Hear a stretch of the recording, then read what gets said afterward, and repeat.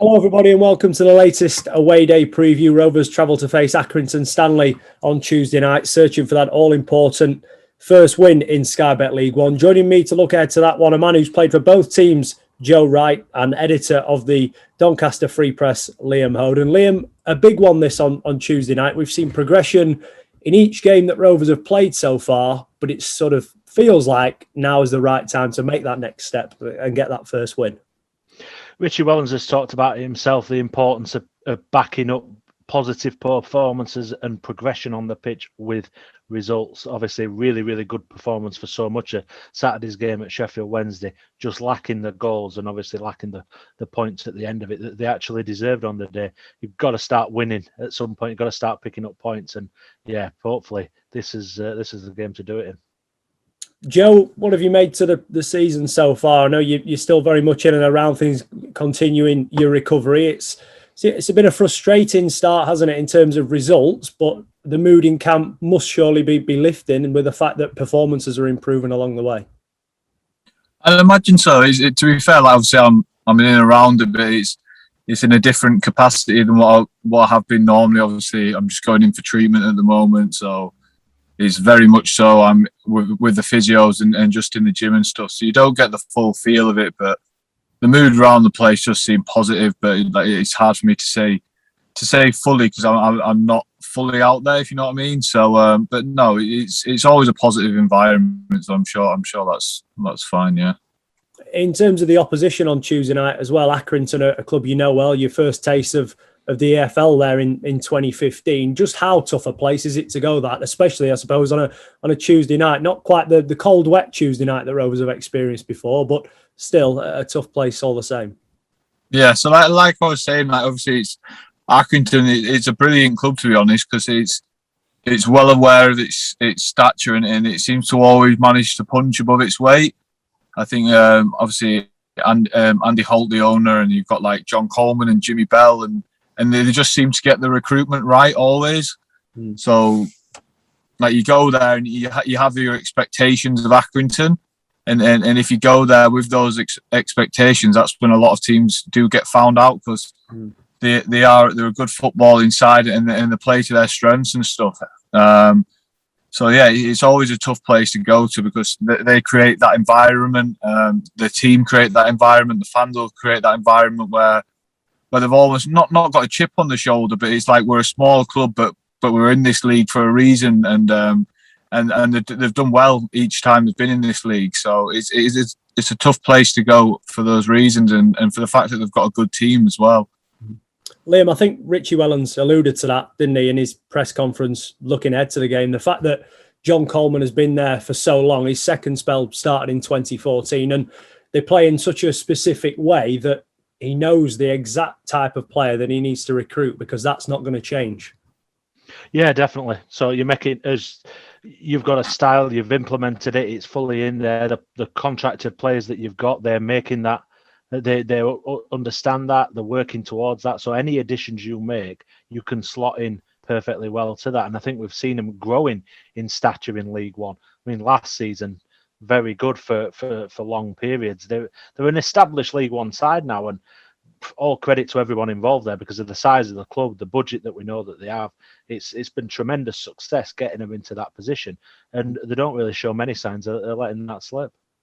Of course, you look at their three competitive games so far as well. They've all finished by the same scoreline, 2-1. They lost on the opening day at Wickham. They've beaten Rotherham in the Carabao Cup and then beat Cambridge at home on Saturday, which tells you that win or lose, they're always in every game.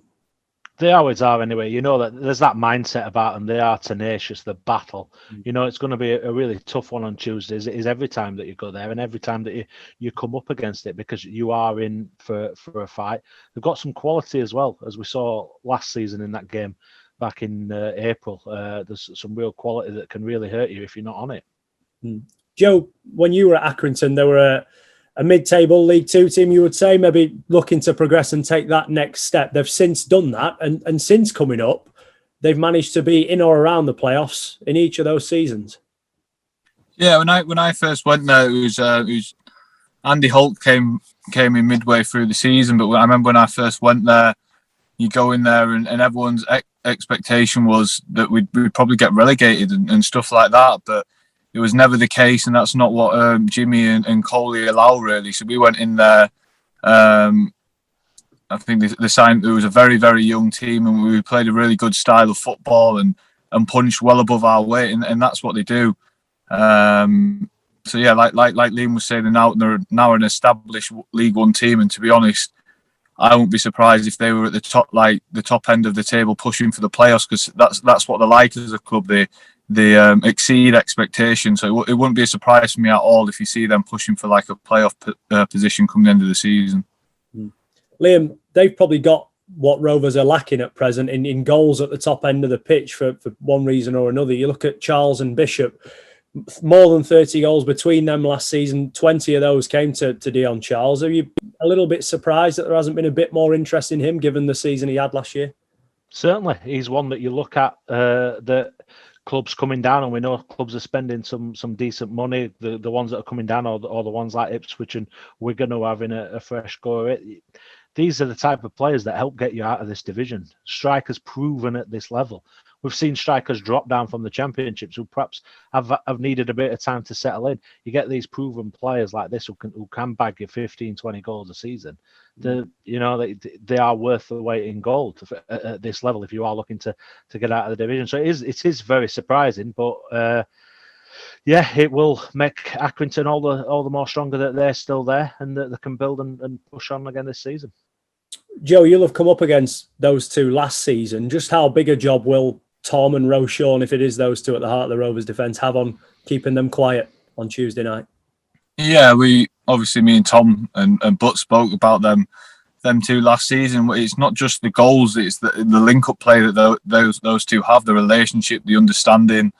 I think they're a great partnership, to be honest. I wouldn't look at them so much individually, although, like you said, the numbers that they're getting are terrific, and individually they are very good players. But I think when you put those two together, it becomes even better. I think the understanding they have of each other's game is really good, and that's what makes it difficult coming up against those two. It's not the fact that you've got a big target man up there and a little lad as well. It's the fact that they understand how each other's play, and often there's touches and flicks and stuff where you think that's just into a space, but the opposite one knows that that's where it's going, and the relationship that they've built, the understanding they have, it makes it a lot harder to deal with.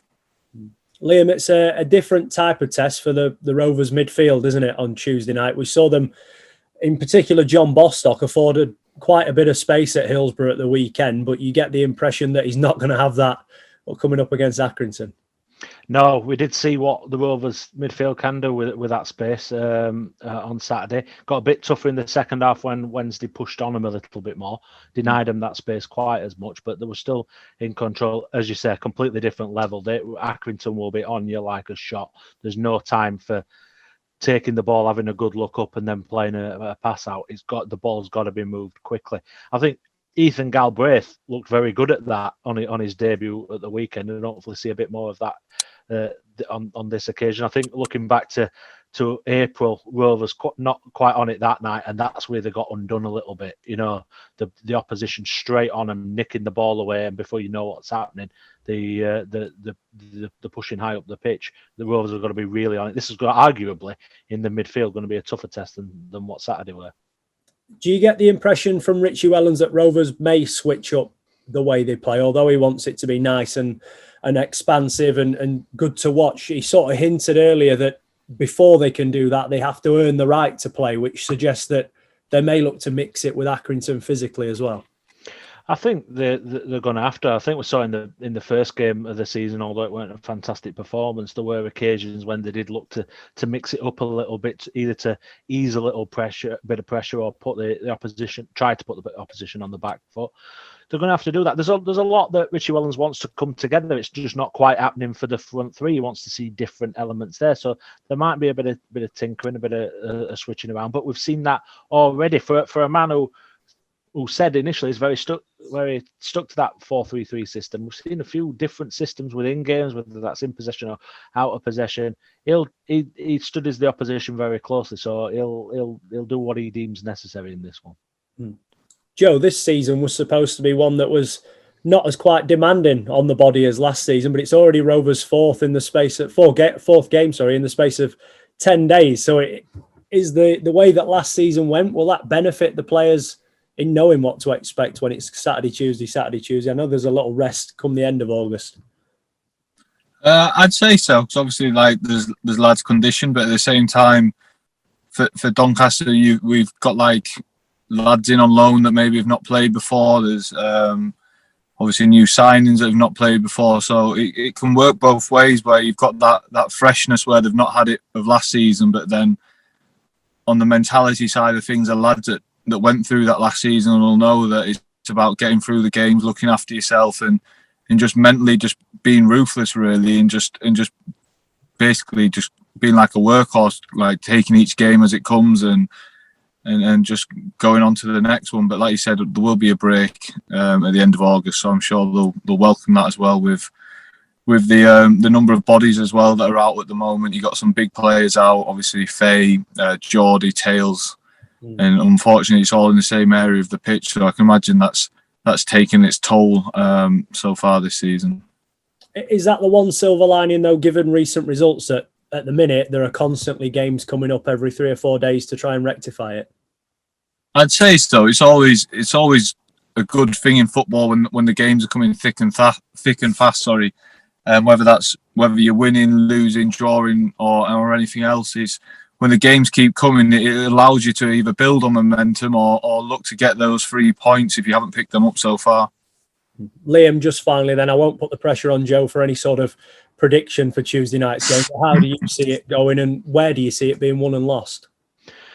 I think it's going to be very, very difficult, as it always is, as we've touched on the reasons why. I think the middle of the park is so key to what Rovers do at the minute. We saw that on Saturday.